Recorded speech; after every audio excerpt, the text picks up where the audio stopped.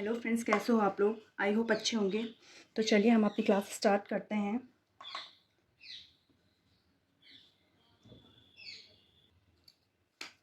पहला है महिला एशियाई हॉकी चैम्पियनशिप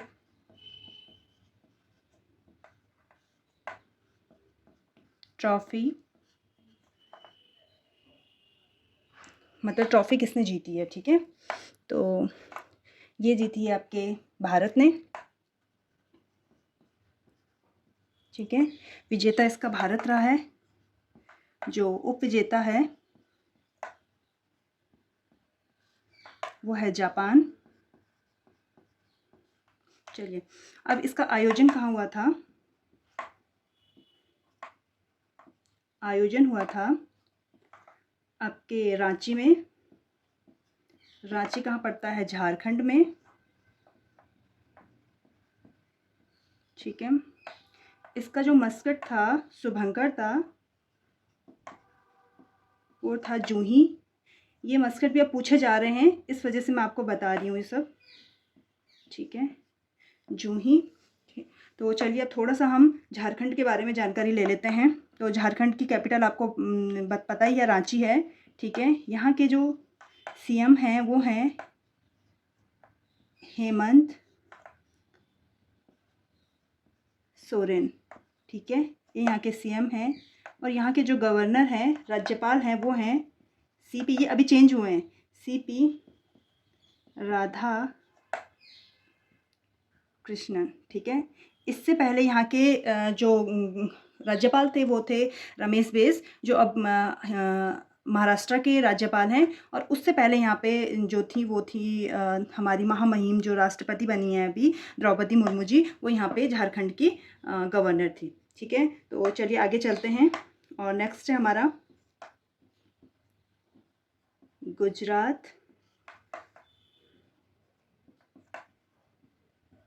में पहला विदेशी विश्वविद्यालय खुलने जा रहा है। ठीक है, विदेशी विश्वविद्यालय। ठीक है, विश्वविद्यालय परिसर खुलने जा रहा है। तो ये कौन सी कंट्री का है, कौन से देश का है, तो ये है आपके ऑस्ट्रेलिया का। ठीक है, ऑस्ट्रेलिया का यहाँ पर विश्वविद्यालय परिसर खुल रहा है गुजरात में। और चलिए, ऑस्ट्रेलिया की जो कैपिटल है वो है कैनबरा। ठीक है, और ऑस्ट्रेलिया की जो करेंसी है वो ऑस्ट्रेलियाई डॉलर है। ठीक है, तो चलिए आगे चलते हैं। अच्छा, गुजरात के बारे में। गुजरात की जो कैपिटल है गांधीनगर है। गुजरात में जो सीएम हैं वो हैं भूपेंद्र भाई पटेल। ठीक है, जो यहाँ के गवर्नर हैं वो हैं आचार्य देवव्रत। ठीक है, तो ये नोट कर लीजिए आप। फिर आता है हमारे पास जो हमारे अभी नए भारत के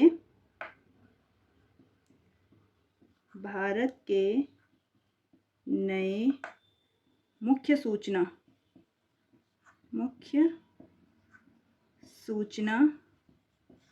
आयुक्त बने हैं। तो अभी एक दिन पहले ही बने हैं ये। तो ये हैं हीरालाल सामरिया।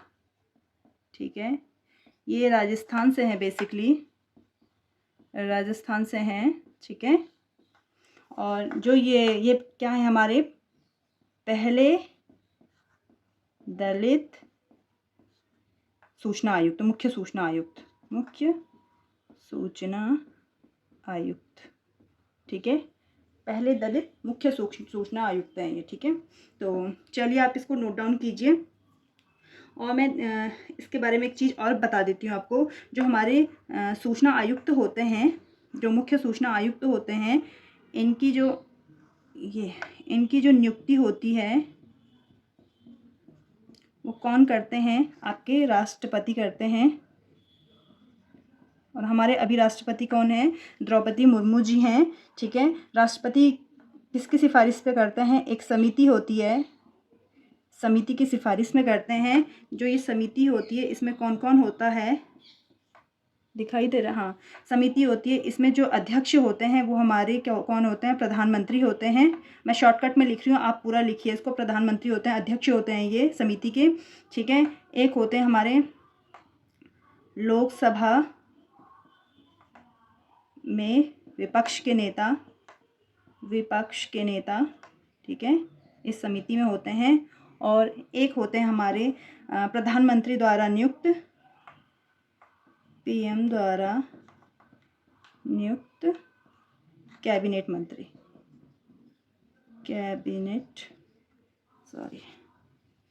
ये हैं हमारे होते हैं कैबिनेट मंत्री। ठीक है, ये इस समिति में होते हैं और इस समिति के सिफारिश में ही राष्ट्रपति मुख्य सूचना आयुक्त की नियुक्ति करते हैं। ये समिति क्या करती है? ये मिलजुल करके आपस में बातचीत करके एक नाम सुझाती है और वो राष्ट्रपति को दिया जाता है और राष्ट्रपति को उन्हें ही मुख्य सूचना आयुक्त नियुक्त करना होता है। ठीक है, तो चलिए स्क्रीनशॉट ले लीजिए। तो मैं इसे इरेज कर रही हूँ, आप स्क्रीनशॉट ले लीजिए। ठीक है, आपने ले लिया होगा स्क्रीनशॉट। तो चलिए, ठीक है, जो हमारे मुख्य सूचना आयुक्त होते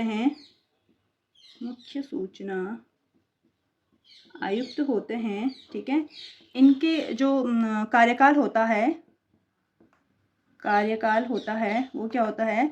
या तो केंद्र सरकार होती है, वो समय तय करती है। तो अभी फ़िलहाल जो केंद्र सरकार ने जो समय तय किया है वो है 3 वर्ष या 65 वर्ष। ठीक है, इनमें से जो पहले होता है, अगर जो मुख्य सूचना आयुक्त हैं अगर उनको 65 वर्ष हो गए हैं तो रिटायरमेंट ले लेंगे। ठीक है, इस पद से, और या उनको 3 वर्ष हो गए, जो इन दोनों में से जो भी पहले होगा। ठीक है, और हमारा जो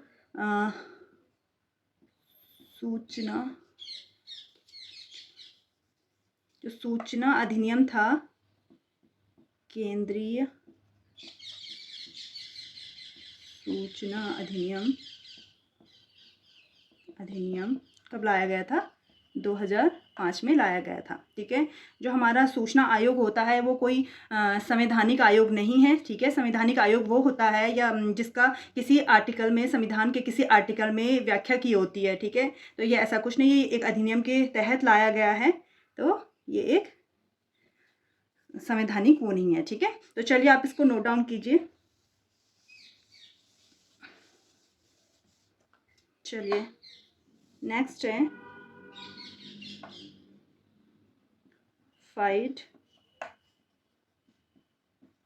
महिला ग्रैंड स्विस 2023 जीता। ये किसने जीता है इसको? तो ये है आर वैशाली। ठीक है, आर वैशाली हैं।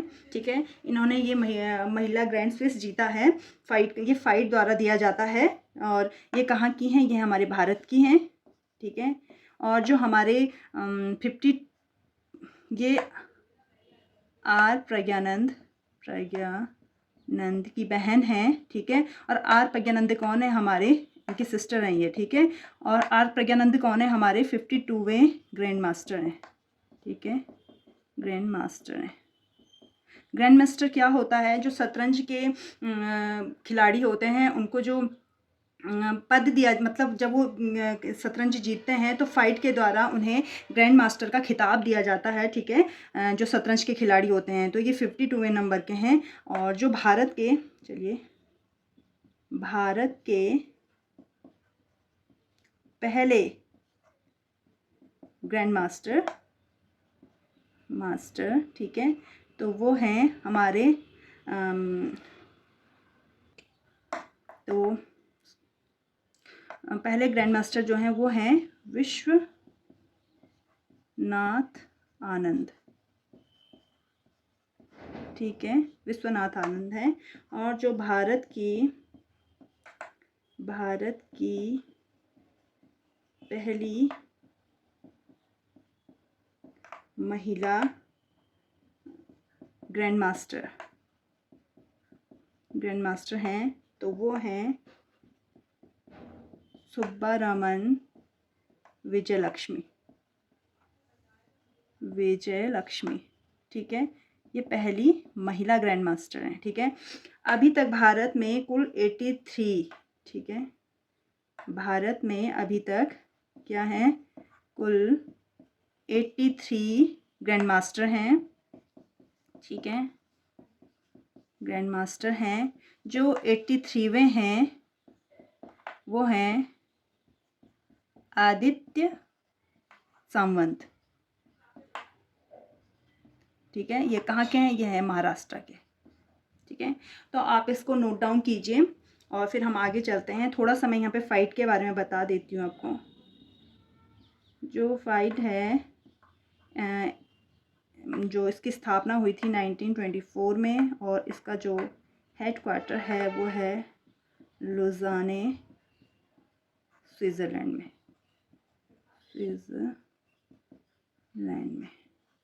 ठीक है, तो आप इसको नोट डाउन कीजिए, फिर हम आगे चलते हैं। या स्क्रीनशॉट ले लीजिए। तो आई होप आपने ले लिया होगा स्क्रीनशॉट। तो चलिए,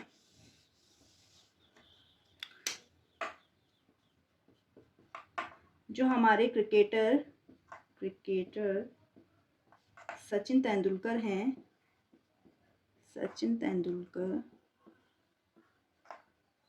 इनकी प्रतिमा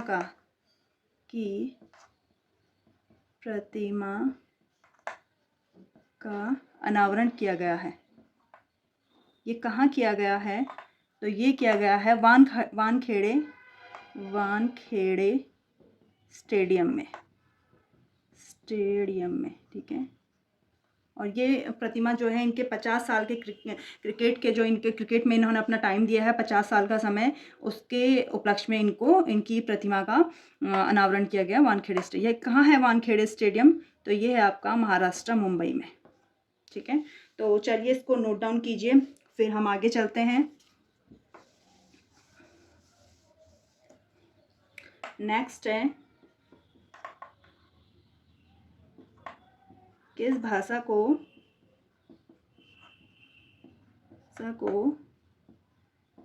संविधान की 8वीं अनुसूची में शामिल करने की सिफारिश हो रही है। ठीक है, मतलब सब सिफारिश की जा रही है, करने की सिफारिश की गई है, सिफारिश। ठीक है, तो कौन सी भाषा है ये, उड़ीसा की उड़िया। ठीक है, उड़िया भाषा को संविधान के 8वीं अनुसूची में शामिल करने की बात चल रही है या सिफारिश हो रही है। ठीक है, तो अभी तक सबसे पहले संविधान में कितनी भाषाएं थी, जो 8वीं अनुसूची है ये क्या करती है, इसमें अभी तक 22 भाषा को जोड़ा गया है, 22 भाषाओं को शामिल किया गया है। ठीक है, जब जो मूल संविधान का मतलब यह है जब तक कोई संशोधन नहीं हुआ था। ठीक है, तो जो मूल संविधान था उसमें थी 14 भाषाएं थी। ठीक है, 14 भाषाएं थी। उसके बाद 1967 में 21वां संविधान संशोधन हुआ। ठीक है, और सिंधी भाषा को जोड़ा गया। ठीक है, सिंधी भाषा को जोड़ा गया। फिर नेक्स्ट होता है 1992 में। ठीक है, 71वां संविधान संशोधन हुआ और नेपाली प्लस मणिपुरी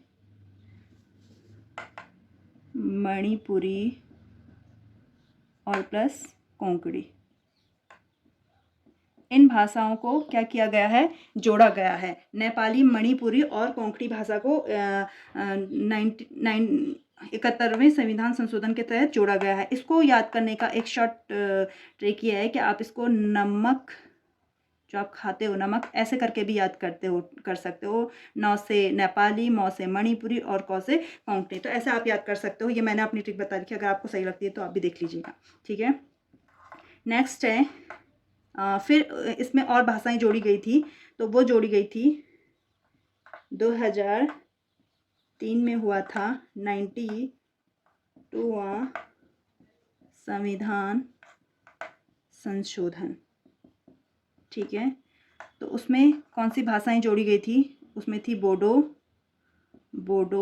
प्लस डोगरी, ठीक है। बोडो, डोगरी प्लस मैथिली प्लस संथाली, ठीक है।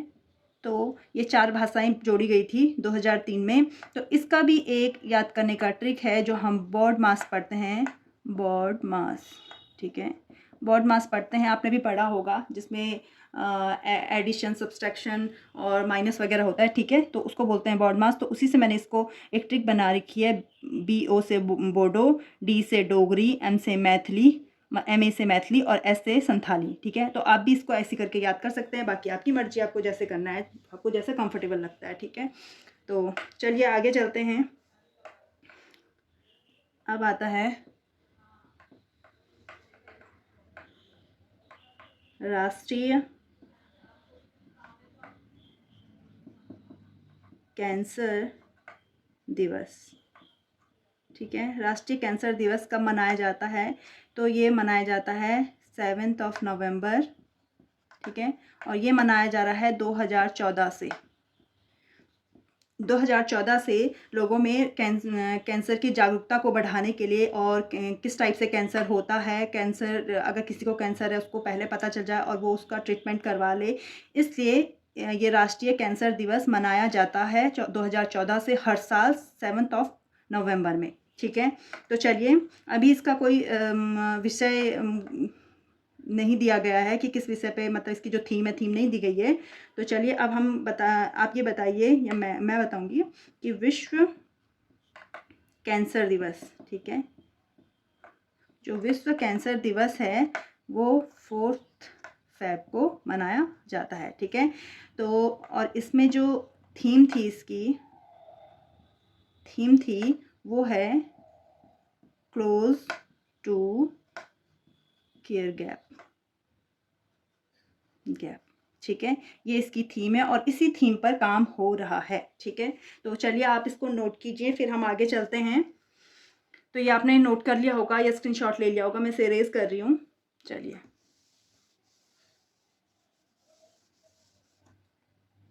आइए, अब है वर्ल्ड फूड इंडिया, ठीक है, 2023। इसका आयोजन कहाँ किया गया था? तो ये है आपकी नई दिल्ली में। नई दिल्ली में इसका आयोजन किया गया था, ठीक है।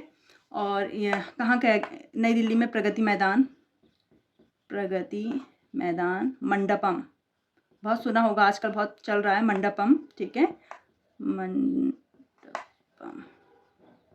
ठीक है। तो वहाँ पे इसका आयोजन किया गया था हमारी महामहिम राष्ट्रपति जी के कर कमलों से, ठीक है।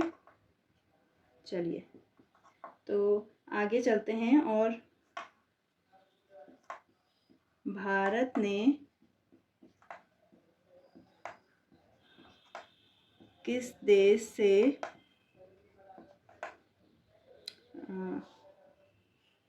5, इसको लिखते हैं 5 S-400 रक्षा मिसाइल खरीदी है, ठीक है। ये रक्षा मिसाइल खरीदी है, तो ये है आपके रसिया से, रूस से खरीदी है। लेकिन भारत को बहुत बड़ा झटका लगा है। वो झटका इसलिए लगा है क्योंकि रूस ने 3 मिसाइल तो दे दी है, लेकिन 2 की डिलीवरी अभी बाकी है। और ये जो रूस और यूक्रेन युद्ध हुआ था उसकी वजह से ये डिले हो चुका है, इसलिए भारत परेशान है, ठीक है। तो चलिए,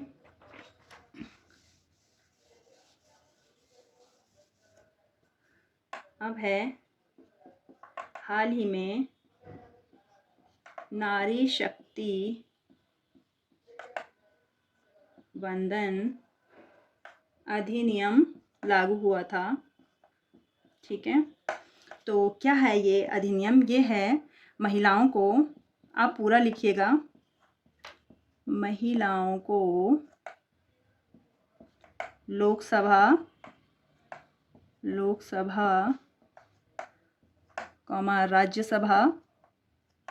राज्यसभा, ठीक है, विधानसभा और दिल्ली मतलब NCR, राष्ट्रीय राजधानी क्षेत्र दिल्ली, राष्ट्रीय राजधानी क्षेत्र दिल्ली विधानसभा में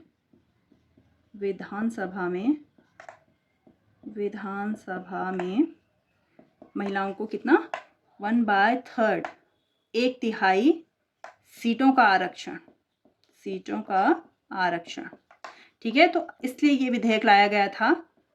आप नॉर्मल ये याद रखिएगा कि ये महिलाओं के लिए है, जिसमें महिलाओं के लिए लोकसभा, राज्यसभा, विधानसभा में और दिल्ली विधानसभा के लिए 1/3 सीटों का आरक्षण का प्रावधान लाने के लिए ये अधिनियम लाया गया था। ठीक है, अब आपको ये बताना है, ये जो नारी शक्ति वंदन अधिनियम है, ये कौन सा संविधान संशोधन है?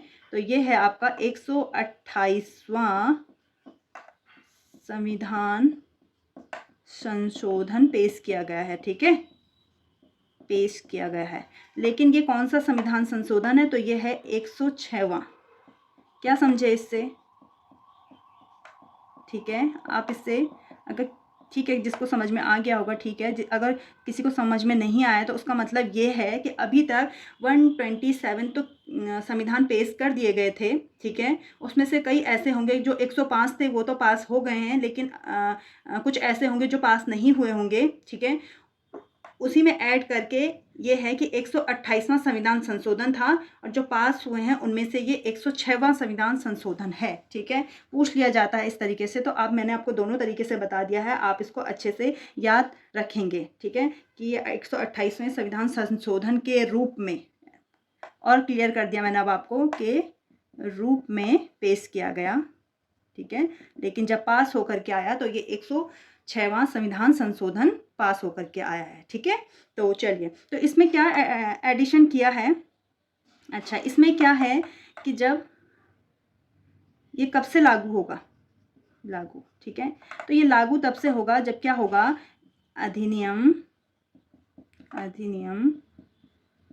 लागू होने के